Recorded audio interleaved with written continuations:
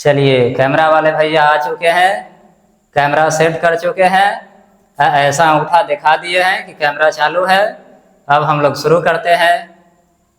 Hello दोस्तों, मैं engineer S Bihari आज फिर से अपने सेकेंड वीडियो लेकर के क्लास 10 के लिए, जिसमें मैं आपको आज बताऊंगा कि न्यूमेरिकल कैसे गलत होते हैं और इससे बचने के लिए क्या करना चाहिए। तो चलिए देर ना करते हुए आते हैं वीडियो में कि न्यूमेरिकल में वह कौन सी बातें हैं जिसकी वजह से वह गलत हो जाती है और उसके बारे में हम सुधार कैसे करें। इस कंसेप्ट को सीख लेने के बाद आपका क्या होगा, कोई भी न्यूमेरिकल गलत नहीं होगा। तो चलिए बात करते हैं न्यूमेरिकल में। प्रथम चैप्टर है लाइट में सबसे पहले बात करते हैं कि लाइट में न्यूमेरिकल किस प्रकार के पूछे जाते हैं। सबसे पहले यहाँ हम एक दर्पण बना चुके हैं, उसके बाद दर्पण का यह प्रिंसिपल एक्सिस यानी कि मुख्य अक्ष भी बना लिए और जहां पर यह कट किया इस पॉइंट का नाम है पी यानी कि पी कहने का मतलब क्या हुआ, पोल यानी कि दर्पण का यह बीच का बिंदु होता है और यहीं से इसका सारा मेजरमेंट होता है। मैथ में आप पढ़े होंगे नंबर लाइन सिस्टम के बारे में, जैसे यह हम बना करके आपको बताते हैं। यह हो गया एक्स एक्सिस और दूसरा हो गया वाई एक्सिस, इससे आप लोग सब भली भांति परिचित होंगे। और यह जो पॉइंट है इसको कहते हैं मूल बिंदु, अंग्रेजी में इसका नाम है ओरिजिन। अब इस ओरिजिन को आप यहाँ पी पर इमेजिन कर लीजिए और उसके बाद बताइए, इधर होगा x का प्लस वाला, इधर होगा x का माइनस वाला, इधर होगा y का प्लस वाला, इधर होगा y का माइनस वाला। इससे आप भली भांति परिचित है अपने मैथमेटिक्स में। अब आ जाइए फिजिक्स में। जो मूल बिंदु यहाँ था उसी को हम कहाँ ले आए, पोल पर। और यहाँ से सारा मेजरमेंट दर्पण में कहाँ से होगा, पी से इधर की ओर आएंगे तो होगा माइनस में, पी से इधर राइट साइड चलेंगे तो यह होगा प्लस में, पी से ऊपर की ओर चलेंगे तो यह होगा प्लस में, पी से नीचे की ओर चलेंगे तो यह होगा माइनस में। जैसा दोस्तों आपने देखा कि मैथ में हमने पढ़ा है एक्स और वाई एक्सिस का साइन कन्वेंशन, चिन्ह परिपाटी, उसी चिन्ह परिपाटी को हम यहाँ फिजिक्स में भी लागू कर रहे हैं। इससे क्या होता है कि सेम कंसेप्ट यहाँ अप्लाई करने में हमको सहूलियत हो जाती है। अब बात करते हैं कि कौन कौन फार्मूला है जहाँ जिसके कारण से वह गलत होता है। न्यूमेरिकल के गलत होने के दो कारण हैं।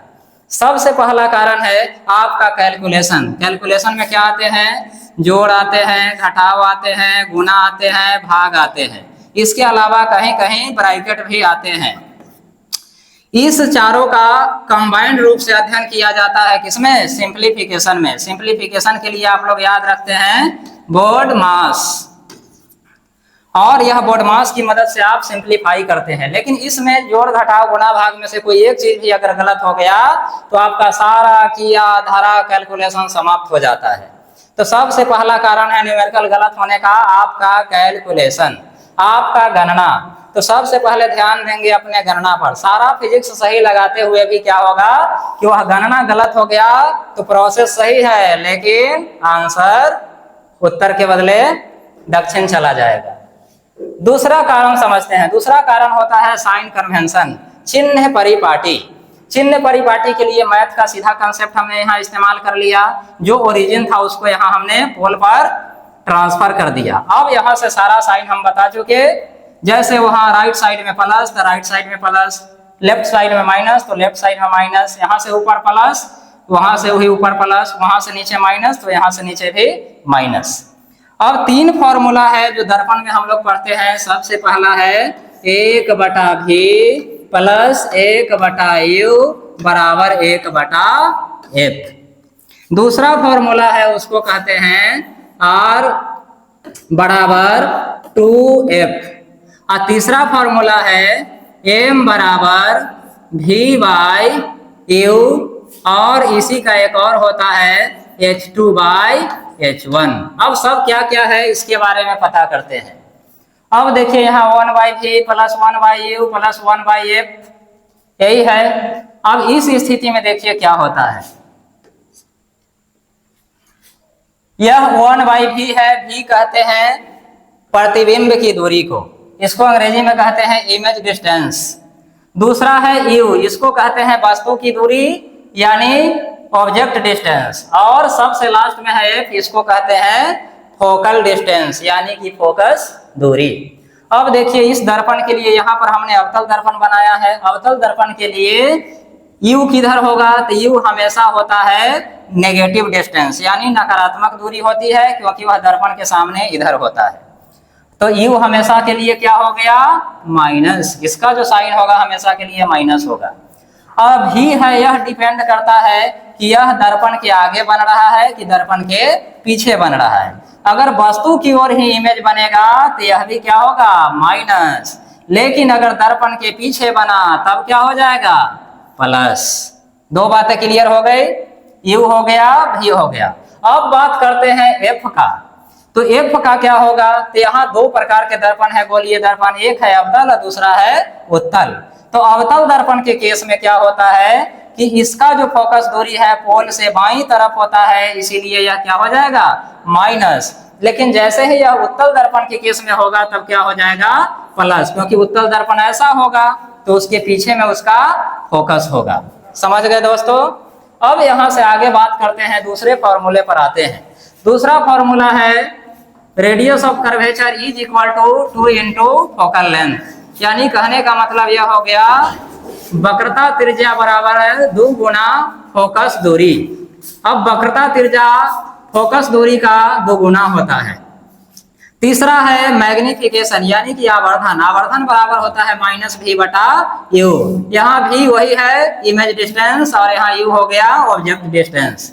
v यानी कि प्रतिबिंब की दूरी, u यानी कि वस्तु की दूरी, या इसी के बराबर में होता है h2 बाई h1। h2 हो गया इमेज का हाइट और h1 हो गया वस्तु की ऊंचाई। इमेज की ऊंचाई, वस्तु की ऊंचाई। समझ गए दोस्तों। अब एक एक करके बारी बारी से सबका देखते हैं। अब अवतल दर्पण के केस में क्या होगा, भी दोनों हो सकता है, क्योंकि कुछ इमेज बनते हैं दर्पण के आगे में और एक इमेज बनता है जो इसके फोकस दूरी के भीतर में अगर ऑब्जेक्ट रखा जाए तो इसका इमेज बनेगा दर्पण के पीछे। अब दर्पण के पीछे बनेगा तब क्या होगा, तो भी का वैल्यू प्लस होगा। दूसरे केसों में अगर दर्पण के आगे बने तो इसका वैल्यू माइनस में होगा। समझ गए। और अवतल के लिए फोकस दूरी हमेशा होगा माइनस में। अब बात कर लेते हैं थोड़ा सा उत्तल दर्पण के बारे में, उसके बाद समतल दर्पण के बारे में भी थोड़ा सा चर्चा हम लोग करेंगे। दूसरा पेज बदल लेते हैं।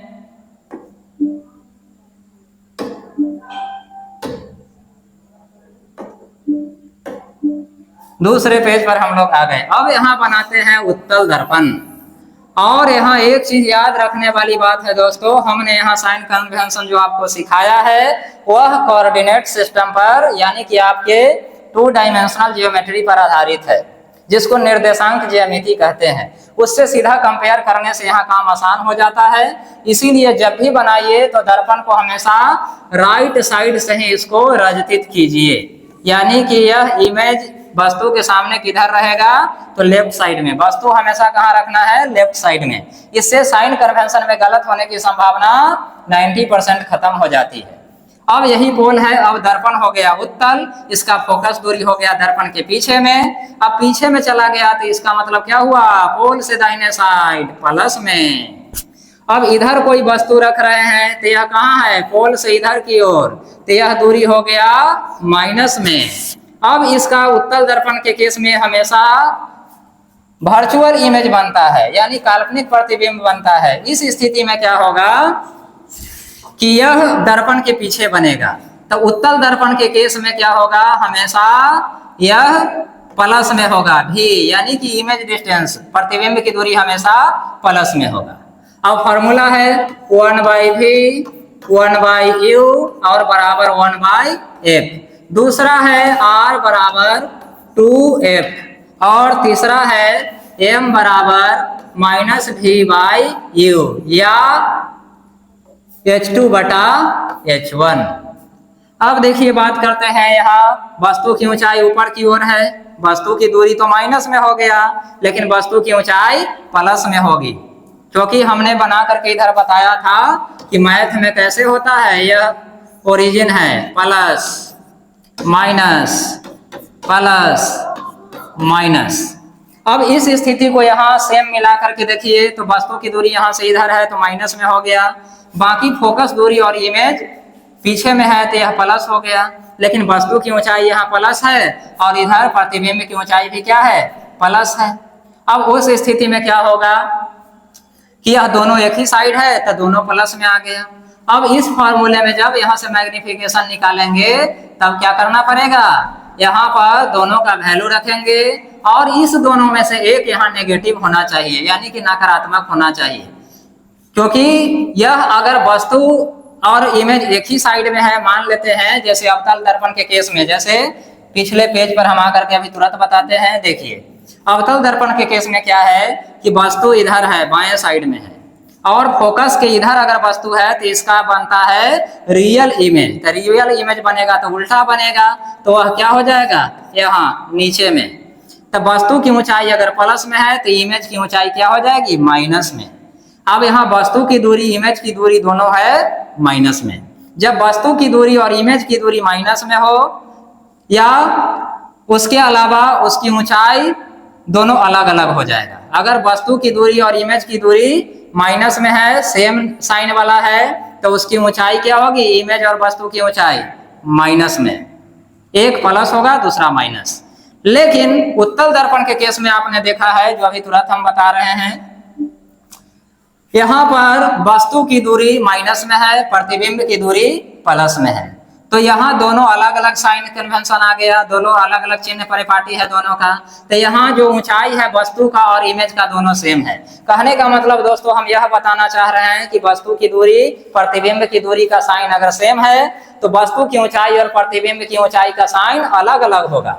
अगर प्रतिबिंब की ऊंचाई और वस्तु की ऊंचाई का साइन सेम है तो समझ लीजिए कि वस्तु की दूरी और इमेज की दूरी का साइन क्या होगा, अलग अलग होगा। यही दोनों चित्र के माध्यम से हम आज बता रहे हैं।